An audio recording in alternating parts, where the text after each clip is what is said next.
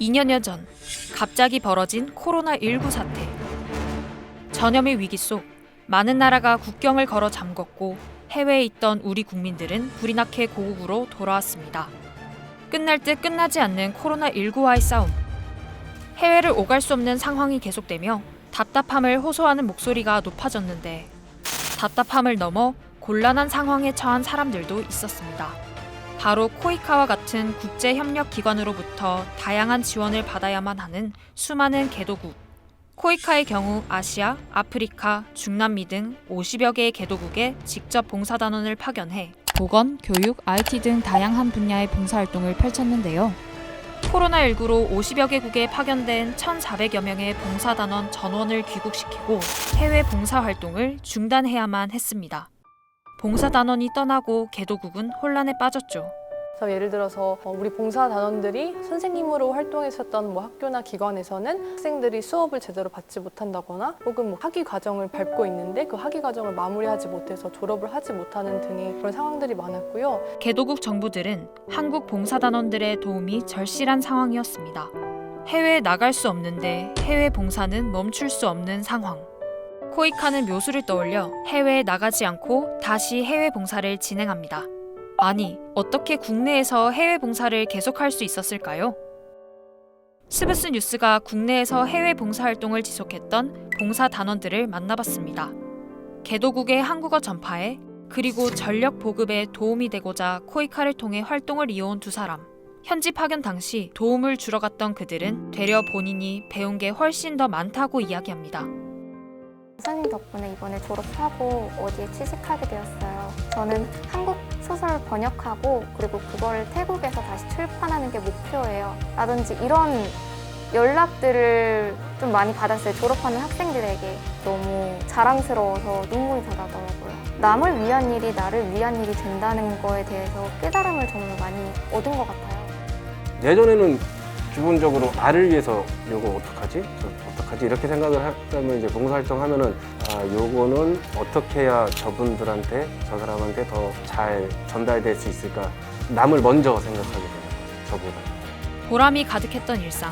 각자의 분야에서 최선을 다하던 두 사람은 코로나19 때문에 갑작스럽게 모든 활동을 접고 귀국하게 됩니다.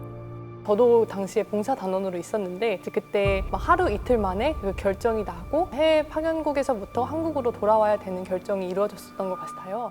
하지만 조하나 씨, 박희곤 씨는 귀국 후에도 해외 봉사활동을 이어갔습니다. 그 답은 바로 원격 봉사. 비대면 온라인 프로그램을 이용해 교육 등을 진행하는 겁니다. 안도감이 먼저 들었던 것 같아요, 사실. 학교에서 이미 학생들을 위한 커리큘럼이 다 짜여져 있는 상태에서 중도에 귀국을 한 거기 때문에 학생들도 이제 제가 수업을 안 하면은 이 수업을 대신을 해줄 수 있는 사람이 없는 거예요. 학생들도 이 수업에 대해 기대를 하고 준비를 했을 텐데 그거를 그냥 날려버릴 수는 없잖아요. 저희가 크게 이 원격 봉사 활동을 3가지 정도로 나눠서 실시를 했습니다. 인터넷 환경이 괜찮은 국가에서는 실시간 줌 같은 걸 통해서 실시간으로 교육을 하거나 활동을 실시하기도 했고요. 혹은 조금 인터넷 상황이 어려운 경우에는 학습 콘텐츠라든지 녹화 영상을 업로드해서 현지 주민들이 확인하실 수 있도록 했고 또 상호작용을 통해서 과제를 제출하고 과제를 피드백하는 등의 그런 종류의 원격 활동도 있었습니다.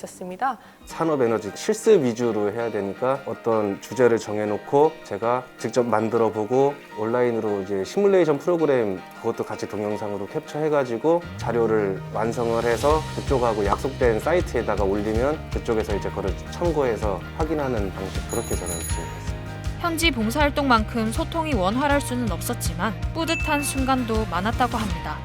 그래서 원격 수업으로 제가 토픽 수업을 진행을 했어요, 작년에. 그런데 그 친구가 이번 연도에 태국에서 처음 열리는 토픽 시험 2를 보고 4등급을 취득을 했더라고요. 연락이 와서 선생님 덕분에 제가 토픽 4급을 취득할 수 있게 되었습니다.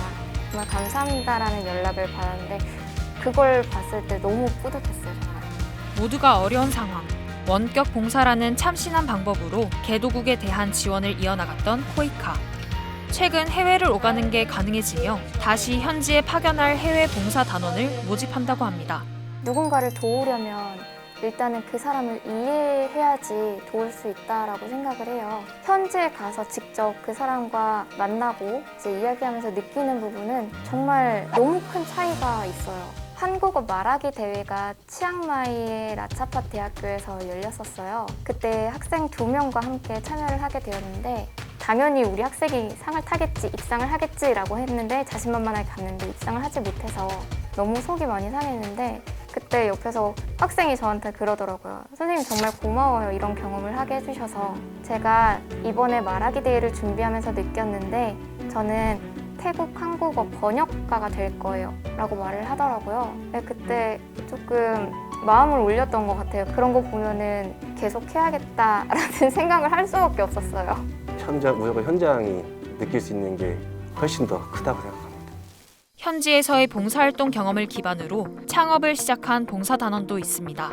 레츠디긴 플랫폼은 우리 인근에 있는 외국인들과 함께 자유롭게 식사를 하면서 문화를 교류할 수 있는 공유 플랫폼입니다. 제가 해외 봉사 활동 당시에 이제 현지인들 동료들과 빨리 친해지고 싶어서 한식도 많이 준비하고 그들을 이렇게 식사 자리에 많이 초대를 했었어요. 그러면서 이제 먹는 방식이라든지 한국의 문화, 한식을 알려주면서 이제 서로를 이해할 수 있는 계기가 많이 되었거든요. 그러다 보니까 우리 국내에서도 타국의 문화를 이해할 수 있는 조금 쉬운 플랫폼을 만들어 보자라는 생각이 이제 시초가 되어서 본 회사를 기획을 하게 되었고요. 결과적으로는 그때의 경험이 제가 현재 지금 사업을 하는 데 있어서도 굉장히 큰 기반이 되어주고 있어요. 누군가에겐 인생의 방향을 정하는 귀중한 경험을 선사하기도 하는 해외 봉사활동. 물론 해외를 오가는 게 전보다 쉬워졌을 뿐 코로나19 상황이 종식된 건 아닙니다. 호이카는 이번에 파견되는 봉사단원의 안전을 위해 다양한 지원 대책을 마련하고 긴급 의료 시스템을 구축했다고 합니다.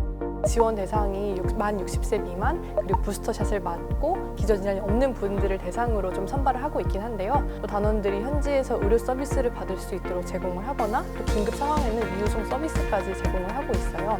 이외에도 단원들을 대상으로 해외 파견자 보험을 제공해 드리고 있고 의료 물품 등을 제공해 드리고 있어서 코로나19 이후 개도국은 더 많은 어려움을 겪고 있습니다. 코로나19로 인해서 이제 개발도상국이 더 많은 어려움에 처해 있는 상황인데요.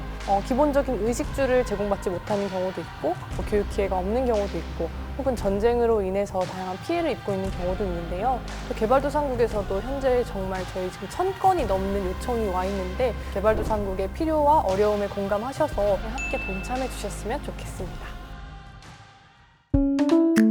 이번 영상을 만든 PD가 추천하는 영상도 보고 가세요.